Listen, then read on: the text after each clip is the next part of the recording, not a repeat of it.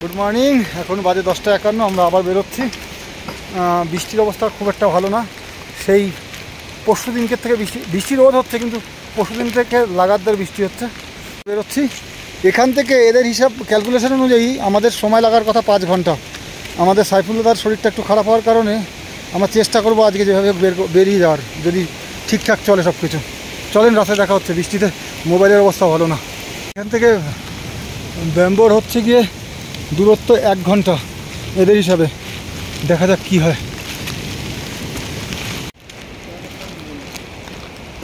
কটা 40 বাজে? ও দাদা, এইটা দিয়ে যাবো না এইটা দিয়ে যাবো? এবারে তো বুঝতে পারছি না। আমরা পৌঁছে গেছি বম্বোতে। এখানে কিছুক্ষণ রেস্ট নিলাম, এখন আবার বেরোবো। আচ্ছা, এই বৃষ্টি কি সব জায়গায় হচ্ছে এইভাবে?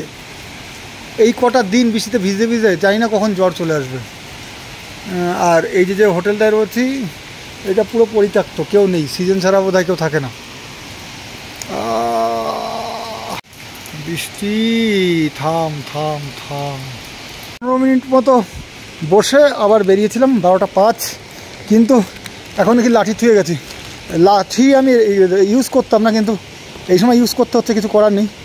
লাঠি রেখে গেছি, তাই আবার নিতে আসলাম। এখন বেজে গেছে 12:07। আর এখান থেকে বোধহয় আবার 1 ঘন্টার জার্নি হবে। এই 1 ঘন্টা জার্নির পরে আবার একটু রেস্ট। 1 ঘন্টা লাগুক বা যাই লাগুক, খেতে জানতে পারবেন 12:07 বাজে যেহেতু। তো দেখি পরবর্তী স্টেশন কতক্ষণে পৌঁছাই। শুধু যাওয়ার মজাই নয়, যখন ফেরত যাচ্ছি তখনও অন্য রকমের মজা। এই মজাটাই যে সামনের পরে দেখুন, যতদূর চোখ যায় সিঁড়ি, তো দম আটকে আসার মতো। আমরা আপার সিনেমাতে ছিলাম এতক্ষণ, প্রায় 40 মিনিট মতো 50 মিনিট মতো বসেছিলাম। এখন লোয়ার সিনেমাতের দিকে যাচ্ছি। জানি না যে চমরঙে থাকতে হবে কিনা। চমরঙে থাকার একদম ইচ্ছা নেই, দেখা যাক কী হয়। চলেন। বৃষ্টি তো অনবরত। মোবাইল বের করছে, আমার বাবার ভাগ্য ভালো। এই যে কয়েকটা বাড়ি দেখা যাচ্ছে, ক্যামেরায় যাচ্ছে দেখা। হ্যাঁ, এই যে কয়েকটা বাড়ি দেখা যাচ্ছে, এটা হলো লোয়ার জিনুয়া। আর তারপরে ওই উপরে হচ্ছে গিয়ে আপনার ছমরং। এর হাইটটা অনেক বেশি হবে। কি হবে কে জানে। দুজনই তো মোটামুটি কাহিল হয়ে গেছে। আর চারিপাশে মেঘ, বৃষ্টির ছাড়াছাড়ি নেই কোনো। তাও তো কপাল ভালো যে কালকে কিছুক্ষণের জন্য ওয়েদার ভালো ছিল, আর সেই ওয়েদার ভালোর কারণে আমরা মোটামুটি এক্সপ্লোরটা করতে পেরেছি। চলো দেখা যাক লোয়ার সিনেমাতে যাই। হ্যাঁ, আমরা চলে এসেছি লোয়ার সিনেমাতে। এইবার আমাদের ফাটা শুরু হবে, কারণ কি সামনে পুরোটাই উপরে উঠতে হবে এইরকম সিঁড়ি বেয়ে। সো কিছু করার নেই, এখানে হয়তো 1-2 মিনিট দাঁড়াবো, দাঁড়িয়ে বেরিয়ে যাব। এই যে লোয়ারে হোটেলের সামনে, সব জায়গায় হোটেলের সামনে এই সুন্দর সুন্দর গাছগুলো লাগানো থাকে, নাম জানি না একটারও।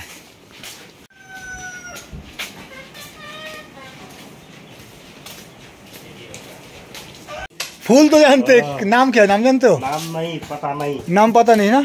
कितना सुंदर सुंदर फूल है, नाम पता नहीं कैसे पता। लोगों से बोलेंगे तो भैया ये फूल चाहिए हमें। 50 ছিলাম 55 হয়ে গেছে। এই যে সেই গ্রাম, যে গ্রামগুলো মিস করছিলাম, এরপরে হচ্ছে উপরে আর একটা গ্রাম। আমরা এখন ছমরঙে চলে এসেছি। যাই হোক, এপার থেকে ওপারে যেতে টাইম লাগবে এখনও, তবে এইটুকু প্রশান্তি পাচ্ছি যে কমসে কম চলে এসেছি। এলো ব্যাপার।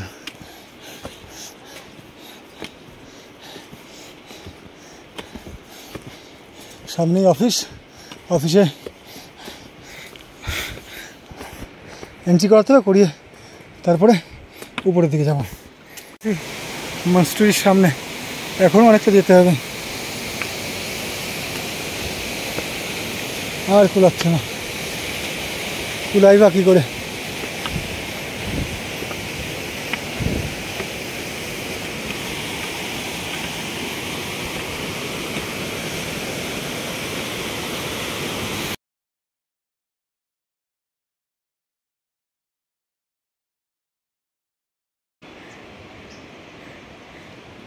ওরে হাইট রে, কি হাইট!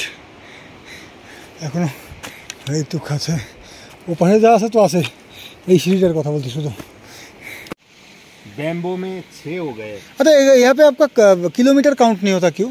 किलोमीटर तो उसमें जो ब्रोशर मिलते हैं ना उसमें होता है। किलोमीटर है उसमें? उसमें कल दीजिए ना एक। আমরা এখানে এসিএ চেকপোস্ট ছমরঙে অলরেডি চেক করিয়ে নিয়েছি, আর এখন এটা বসিয়ে নেব, নিয়ে এখান থেকে বেরোবো।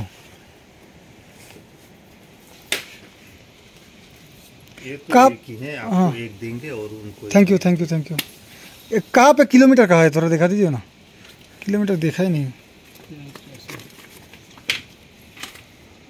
देखिए यहाँ पे है, यहाँ तक किलोमीटर है वहाँ पे।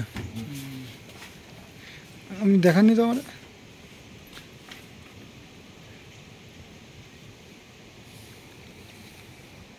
नया पुल से 10 और किंग रूम गांधरू किधर है 20 30 ये 40 हुआ। जो नया पुल से एबीसी तक 40 किलोमीटर होता है। नया पुल से इधर आके हाँ। जो और आप फिर भी रिटर्न जाकर जो नया पुल और फेदी पहुंचेंगे ना हाँ। 80 किलोमीटर होता है। 80 टोटल? हाँ फेदी तक एबीसी हाँ से और फिर रिटर्न जाने से फेदी तक हाँ। नहीं पोखरा नहीं फेदी तक।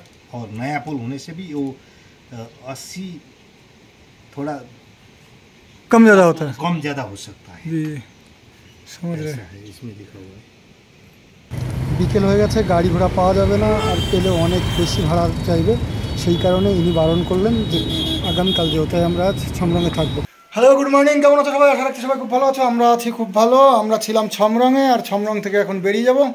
আমাদের এই যে ছিল মানে থাকার ঘর, এই যে ওপাশে একটা চৌকি, এপাশে একটা চৌকি, আর এই ঘরের যদি ভাড়া হিসাব করা, এখানে খাওয়া দাওয়া যদি হিসাব করা তাহলে অনেক, কিন্তু আমরা 500 টাকায় কমপ্লিট করেছি, আর খাবার দাবার নিজেরা রান্না করে খেয়েছিলাম। এইভাবেই খরচা শেষের পথে। আর আমরা এখান থেকে ফিরে যাব পোখরার দিকে ফিরে যাওয়ার জন্য এখান থেকে এখনও 5 ঘন্টা হাঁটতে হবে হয়তো, বা তার আগেই পৌঁছাতে পারি যদি আমাদের কপাল ভালো থাকে। সো দ্যাট বেরোচ্ছি, চলো রাস্তায় দেখা হচ্ছে বাই। আর এখান থেকে বেরোচ্ছি, এই জায়গার নামটা এখানেই আপনি দেখতে পাবেন ওই যে কিছু বাড়িঘর, এই যে কিছু বাড়িঘর, এই বাড়িঘরগুলো সম্পূর্ণ হোটেল কেন্দ্রিক। তো তারপরেও এখানে বেশি আছে, তারপরে যত এগোবেন ততই খালি খালি লাগবে। যাই হোক, সেটা তো ভিডিওতে দেখতে পেয়েছেন আশা করি। চলেন বেরোই। ছেড়ে যাচ্ছি স্বপ্নের গ্রাম, স্বপ্নের জায়গাগুলো, যেখানে এত কষ্ট করে আসা হয়েছিল। সিঁড়ি ভাঙা শুরু হয়ে গেছে আমাদের। এখন দেখা যাক কত যাওয়া যায়। ওই যে টাওয়ার রয়েছে, তবে নেটওয়ার্ক নেই। বৃষ্টিতে এই কদিন তো আমাদের অবস্থা খারাপ। সকালে হালকা হালকা ছিল, তারপরে তো ঠিক হয়ে গেছিলো, এখন আবার মেঘের চাদরে ঢেকে ফেলেছে জায়গাগুলো। আমরা বোধহয় আবার বৃষ্টির কবলে পড়বো। এইভাবে চলতে থাকবে আরও বেশ কিছুক্ষণ, বেশ কয়েক ঘন্টা। ওই যে নিচে রাস্তা দেখা যাচ্ছে, ওই যে বাড়িঘর দেখা যাচ্ছে। আমরা ওই জায়গায় একটা বাড়িতে ছিলাম, ওই উপরে মানে আসার সময়। আর এখন আমরা নিচে যাচ্ছি, ওটা ওপরে ছিল। যাই হোক, আমরা নিচে যাচ্ছি। তো এই যে রাস্তা দেখতে পাচ্ছেন, এই রাস্তা ঘিরে নদীর পাশ দিয়ে আমাদের যেতে হয়। নদীর নাম হচ্ছে মোদী নদী। এই রাস্তাগুলো দিয়ে যখন নামতে হয় তখন মনে হচ্ছে যেন আকাশ থেকে নামছি, আকাশের সিঁড়ি। প্রচণ্ড নিচে যেতে হবে, এই জন্য টাইম কম লাগবে, কিন্তু ভয় আছে। কারণ আমার এই যে জুতো, 250 টাকার জুতো দিয়ে আমি পুরো অন্নপূর্ণার ট্রেক কমপ্লিট করলাম, যেটা কারোর পায়ে দেখিনি। একমাত্র এখানকার লোকাল যারা আছে তারা ছাড়া, তারাও হয়তো মেহেঙ্গা জুতো পরে, আমার ক্ষেত্রে অন্য। ওই যে হোটেলের ওখানে 3-4টা জিপ গাড়ি দাঁড়িয়ে রয়েছে, ওই জিপ গাড়িতে করে সবাই যায় আর কি। অর্ধেক রাস্তায় হয়েছিল ল্যান্ডস্লাইড হওয়ার কারণে আর কি বলে রে, রাস্তা খারাপ হয়ে গেছে, তাই অর্ধেক রাস্তা যায়, আর অর্ধেক রাস্তা অন্য গাড়ি দিয়ে যেতে হয়। এক একজনের ভাড়া 800 থেকে 1000 টাকা, আর যদি সন্ধেবেলা হয়ে যায় তাহলে ওটা 1500 থেকে 2000 টাকা হয়ে যায়। তো আমরা বোধহয় হেঁটেই যাব। এই যাত্রায় আমরা বৃষ্টিকে অবহেলা করলেও বৃষ্টি আমাদের অবহেলা করেনি, বারে বারে পড়ে গেছে। এখনও তার ব্যতিক্রম হয়নি, শুরু হয়ে গেছে বৃষ্টি। দেখা যাক কতক্ষণ চলতে থাকে এই বৃষ্টির মারপ্যাচ। আমাদের ওই যে ব্রিজটা পার হয়েছিলাম প্রথম দিনকে, সেই ব্রিজটা দেখা যাচ্ছে, কাছাকাছি চলে এসেছি। আমরা বেশ খানিকটা নিচে চলে এসেছি, আর সামনে হচ্ছে সেই কাঙ্ক্ষিত পুল, ঝুলন্ত ব্রিজ। এই যে দেখতে পাচ্ছেন, আমরা এখন এটা দিয়েই পার হব। সাবধান दादा, पुल की स्लिप হবে। হ্যাঁ, आगे पुल में কত সুন্দর মাঝখানে ঝুলে গেছে পুরো।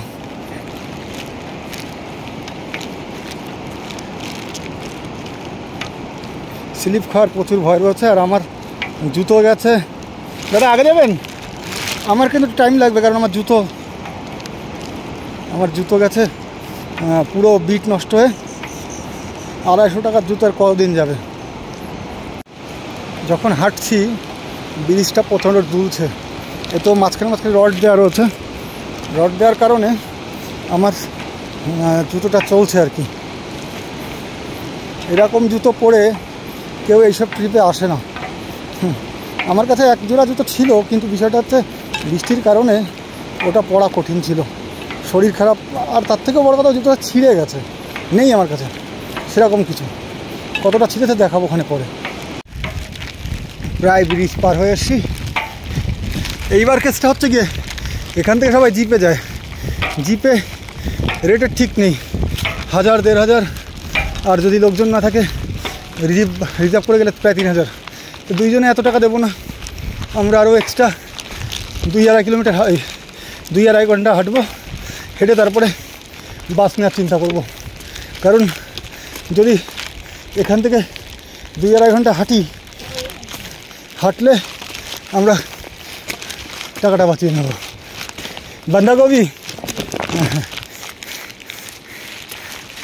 আমরা জাস্ট জিপ স্ট্যান্ডের সামনে, আমাদের দেখে জিপ দাঁড়িয়েছে একটা। এখন যাওয়ার তো ইচ্ছা নেই, তারপরে একটু জিজ্ঞাসা করে দেখি।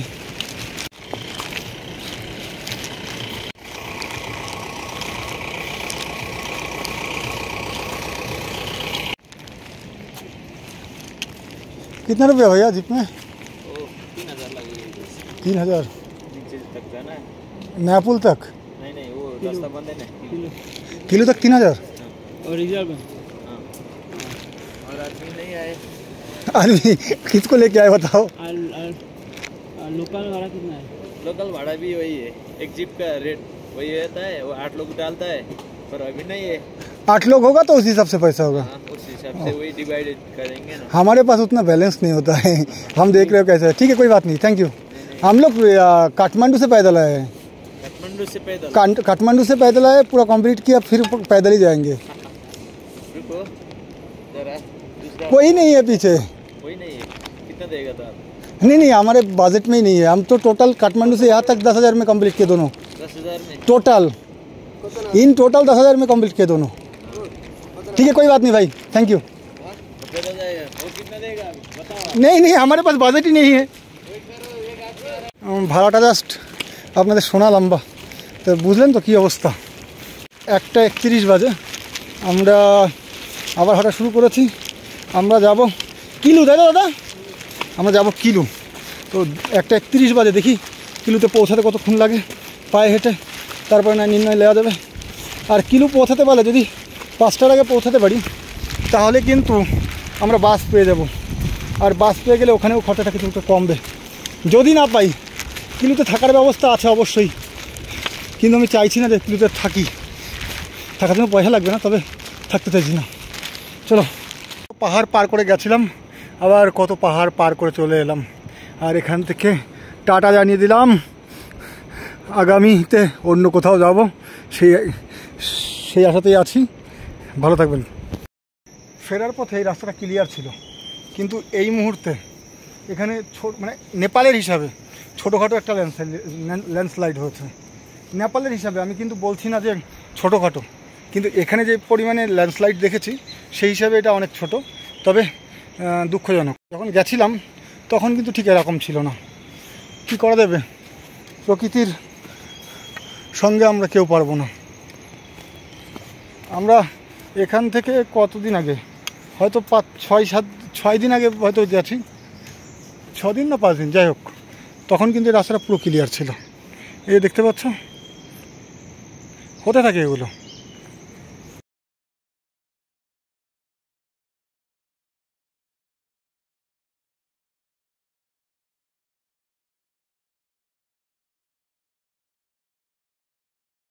দূরের মুখ দেখছি অনেক দিন পরে। ঘান্দরুক, আমরা আগের দিনকে ঘান্দরুকের দিকে চলে গেছিলাম, পরে রিটার্ন এসে ছমরঙের দিকে গেছিলাম। এই রাস্তা ইউজ করে নিই সেই সময়, এখন করছি। Bye bye Ghandruk, bye bye Chhomrong. রৌদ্র ঝলমল শুরু হয়ে গেছে ওপাশে, আমরা এখনও রৌদ্রের আওতায় সেভাবে আসিনি। শুরু হয়ে গেছে সুন্দর সুন্দর নজারা আবার, কিন্তু সমস্যা হচ্ছে গিয়ে আমাদের কেউ আমাদের বললো 20 মিনিট লাগবে, অর্থাৎ 20 মিনিট লাগবে কিলো যেতে, কিন্তু এখন আর একজন জিজ্ঞাসা করলাম, বললো 2 ঘন্টা।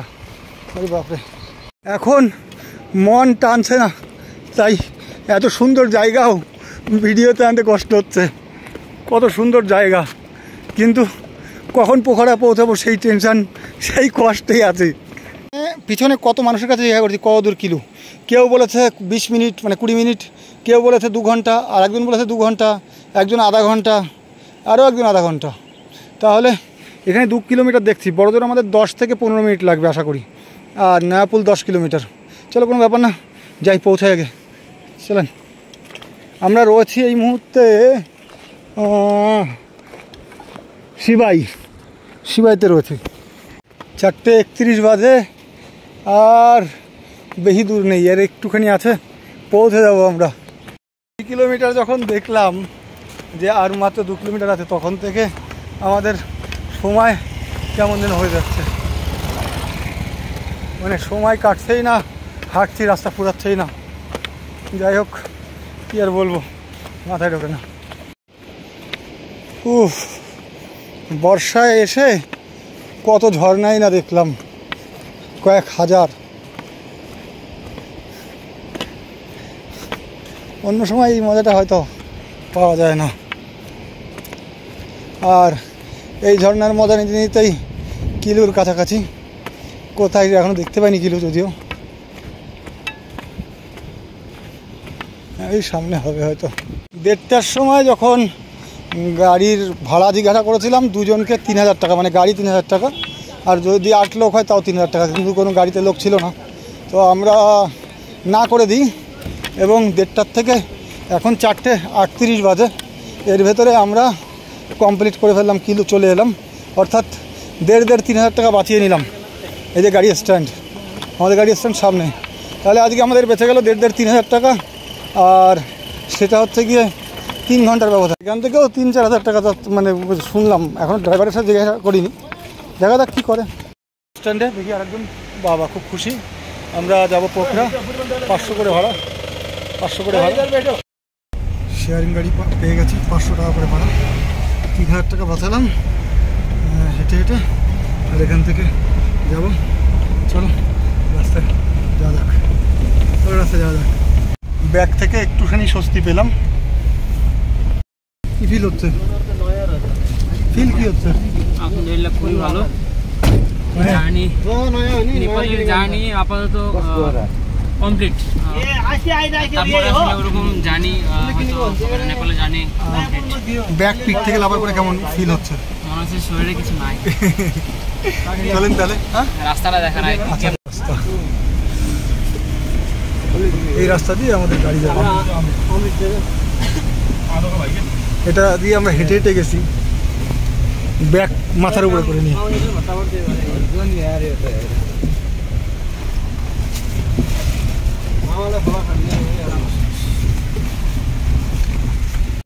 মোদি নদী উথাল পাতাল হয়ে গেছে, আরো বেশি, কারণ এত বৃষ্টি হচ্ছে, উথাল পাতাল করছে পুরো নদী।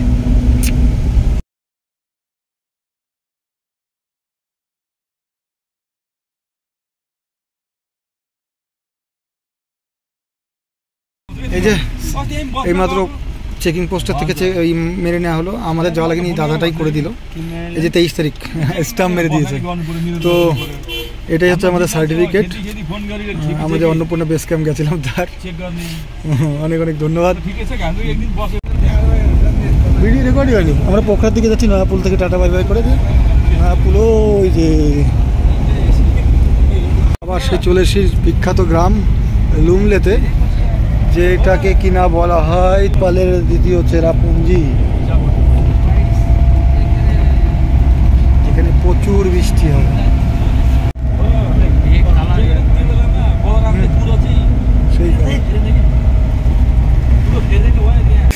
কোনো বুদ্ধিলতা এক্সট্রা আসে কিনা এই মতো পারিনি 50 মানে 500 টাকার চা খেতে, আমি 50 টাকার চা খাচ্ছি। দেখি এতে কী আছে। পৌঁছে গেছি দীর্ঘ তালবাহানার পর, দুজনে সেই সালামত পৌঁছে গেছি, ভালোভাবে পৌঁছে গেছি, এটাই বড় কথা। আর সামনে থেকে ক্রসিং পার হবো, আমাদের আর হয়তো 200 মিটার মতো যাওয়া লাগবে থাকার জায়গা। সবথেকে দুঃখজনক বিষয় হচ্ছে এটাই, যার কাছে আছি তাকে ফোন করা হয়নি একবারও। এই হচ্ছে লক্ষণ চক বলে এটাকে। কোন দিকে? এইদিকে না? ওইটাই কী করা যাবে এখন। আমার ম্যাপে ভুল ছিল, আমি পৃথ্বী চক দিয়ে ঘুরে বেড়াচ্ছিলাম। আজকে আমার ঘোরাঘুরি বন্ধ হয়ে যেত, কোথায় গিয়ে দাঁড়াতাম তা ঠিক ছিল না। দাদা বল দিল মাত্র যে না আমি ভুল বলছি। তারপরে যদিও বাজি পর্যন্ত গেছে, আমি করিনি, কারণ আমার নিজের প্রতি একটু বিশ্বাস ছিল না। যাই হোক, আমার চলে আসছি স্ট্রিট নাম্বার 34। আর যাই এখন